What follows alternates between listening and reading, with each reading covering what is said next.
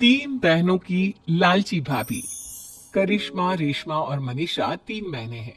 उनका एक भाई भी है, मयंक।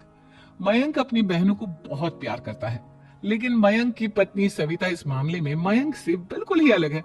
वो अपनी ननदों का जितना बुरा कर सकती है उतना बुरा करती ही रहती है और अपनी ननदों पर हुक्म भी चलाती है। करिश्मा, करिश्मा, तुमने अभी तक नाश्ता नहीं बनाया? तुम्हारे भैया को ऑफिस जाने में देर हो रही है। हाँ भाभी, बस अभी बनाती हूँ। करिश्मा, तुम ये ढीलापन छोड़ दो। कल को पराये घर जाना है। वहां अगर तुम इस तरह से काम करोगी तो लोग क्या कहेंगे कि माँ ने और भाभी ने कुछ सिखाया नहीं। और तुम्हारी दोनों बहनें कहाँ हैं? अब रेशमा मार्केट गई है और मनीषा सो रही है। क्या? सुबह के 8 बज रहे हैं और ये महारानी अभी भी सो रही है? ये कहते हुए सविता अपनी सास दुर्गा देवी के पास जाती है। माँ जी, देख रही हो अपनी बेटियों के तौर तरीके? क्या हुआ बहू, सुबह सुबह क्या कर दिया मेरी बेटियों ने? अरे, एक तो अभी अभी उठकर किचन में गई है, दूसरी सुबह सुबह बाहर चली गई और तीसरी अभी तक सो रही है। क्या करूं मैं इन तीनों का? मैं तो परेशान हो गई हूँ। जा जाकर उठा उसे और रेशमा से मैं बात करती हूँ।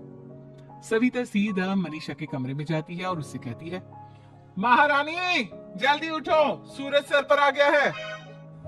भाभी, थोड़ी देर और सोने दो ना, मैं रात को लेट सोई थी। वो क्या है ना, यूनिट टेस्ट चल रहे हैं। शराफत से उठती है या नहीं, या फिर पानी की भरी बाल्टी डालूं तेरे ऊपर? नहीं नहीं भाभी, मुझे बिस्तर में नहीं नहाना, उठती हूँ मैं। मनीषा जल्दी से उठकर बाथरूम में चली जाती है। सभी आराम से बैठकर नाश्ता कर रहे होते कि तभी रेशमा बाजार से हाथ में सामान लिए आ जाती है। रेशमा को देखते ही सविता उस पर बरस पड़ती है। लो, आ गई महारानी। ऐसा भी क्या सामान लाना था जो सुबह आंख मलते ही बाजार की तरफ रवाना हो गई? भाभी, कल आप ही तो चीख रही थी कि घर का सारा सामान मुझे ही लाना पड़ता है, घर में किसी को भी किसी काम से कोई लेना देना नहीं है। अब मैं बाजार जाकर सामान ले आई तो आपको इस बात से भी तकलीफ हो रही है? देख रही हो माँ जी, अपनी बेटी की जुबान कैंची से भी तेज चलती है। और मयंक, आप तो कुछ कहेंगे नहीं अपनी लाडली बहन को? रेशमा, अपनी भाभी से ऐसे बात नहीं करते। चलो माफी मांगो। भैया, मैं क्यों माफी मांगू? आप भाभी से बोलिए ना कि हम पर कम हुक्म चलाया करे। हम इस घर की बेटियां हैं और आपकी पत्नी की ननद है, नौकरानी नहीं। लो, कर लो बात। इनकी भलाई के लिए कुछ भी बोलो तो इन्हें बुरा लग जाता है। इस घर में यही इज्जत है मेरी।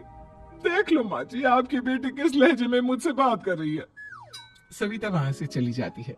मयंक को बहुत गुस्सा आता है, वो भी वहां से चला जाता है। फिर करिश्मा रेशमा को समझाती है, रेशमा, तुम्हें भाभी से माफी मांग लेनी चाहिए थी ना। लेकिन दीदी, मैंने कुछ किया ही नहीं, तो मैं माफी क्यों मांगू? हाँ करिश्मा दीदी, रेशमा दीदी जैसे ही घर में आई भाभी ही उन पर चिल्ला रही थी। हाँ, मैं मानती हूँ कि गलती भाभी की थी। मैं तो इसलिए बोल रही हूँ कि भाभी ने माँ को तो पूरी तरह अपने वश में कर लिया है। वो हमारी बात सुनती ही नहीं। मयंक भैया हमारे लिए हमेशा खड़े रहते हैं, इसलिए उनकी बात का मान तो तुम्हें रखना चाहिए था ना।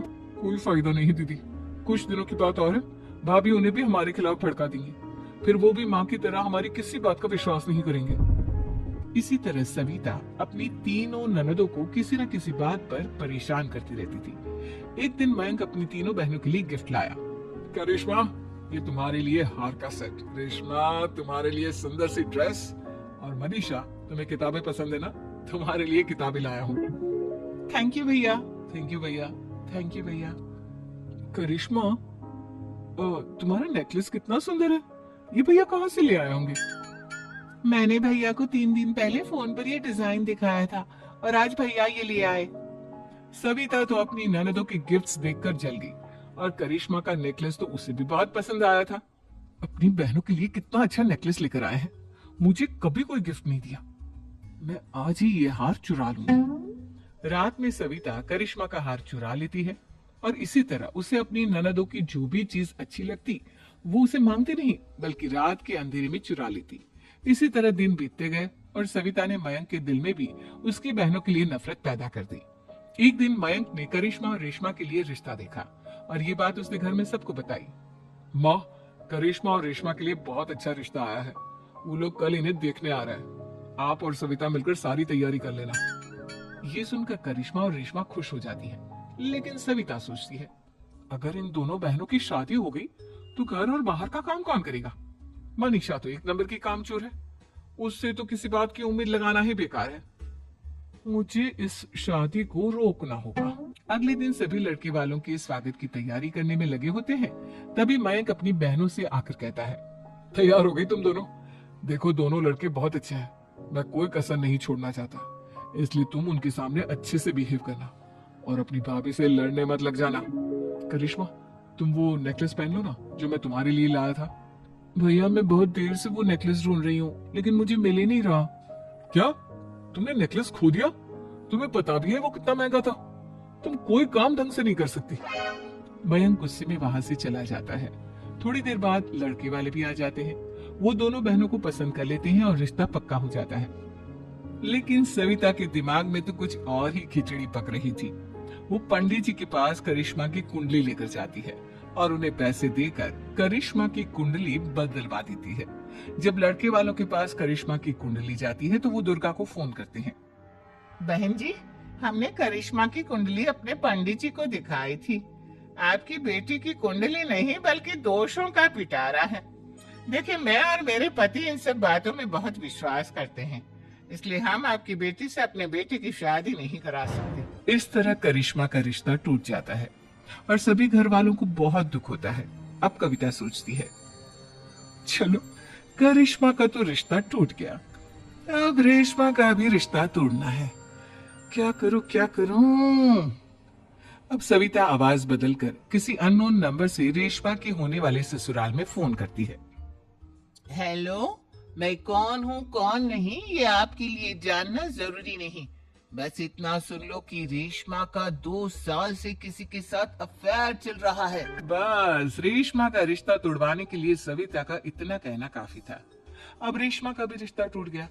मयंक और दुर्गा देवी ने रेशमा को खूब खरी खोटी सुनाई और उससे बार बार उस लड़के के बारे में पूछने लगी।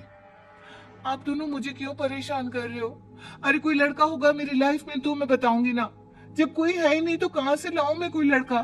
तो तेरे होने वाले ससुराल वालों को फोन किसने किया था? माँ मैं नहीं जानती किसने फोन किया था, मैं सच कह रही हूँ। मैं तो पहले ही कह रही थी इसकी लगाम खींच कर रखो, लेकिन मेरी सुनता ही कौन है। आप चुप रहिए भाभी, ये सब आपका ही किया धरा है। अब तीनों बहनों को विश्वास हो जाता है कि ये सब उनकी भाभी ही कर रही है। तीनों बहनें अपनी भाभी को सबक सिखाने के लिए एक वकील कर लेती है और घर में हिस्सा मांग।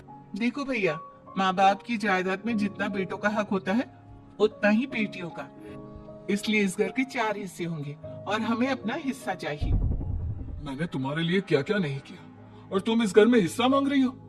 भैया, आप और माँ हम बहनों की कोई बात नहीं सुनते हो और भाभी हमारी शादी नहीं होने देगी क्योंकि उन्हें लगता है कि आप हमारी शादी में ज्यादा पैसा लगाओगे और उन्हें हम जैसी फ्री की नौकरानी कहाँ मिलेगी। तो हम भाभी के साथ तो रह नहीं सकते, हम बहनों को अपना हिस्सा चाहिए। अरे तुम्हें शर्म आनी चाहिए अपनी भाभी पर ऐसा इल्जाम लगाते हुए। वो तुम्हारे बारे में कितना सोचती है। हाँ माँ, भाभी हमारे बारे में बहुत सोचती है। दिन रात बस यही सोचती रहती है कि किस तरह से अपनी तीनों ननदों को परेशान करूं और कभी मुझे पढ़ने भी नहीं देती। दोनों बहनों का रिश्ता भी तो इन्होंने ही तोड़वाया है और रात में हमारे कमरे में आकर हमारी चीजें भी चुराती है। इसी तरह सविता की तीनों ननदें अपनी बात पर अड़ी रही। अब कोर्ट में तारीख भी शुरू हो गई।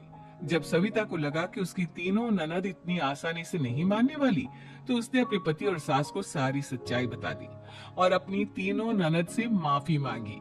मयंक और दुर्गा को भी अपनी गलती का एहसास हो गया। अब सविता खुद करिश्मा और रेशमा के लिए अच्छा रिश्ता ढूंढती है और उनकी शादी करवाती है।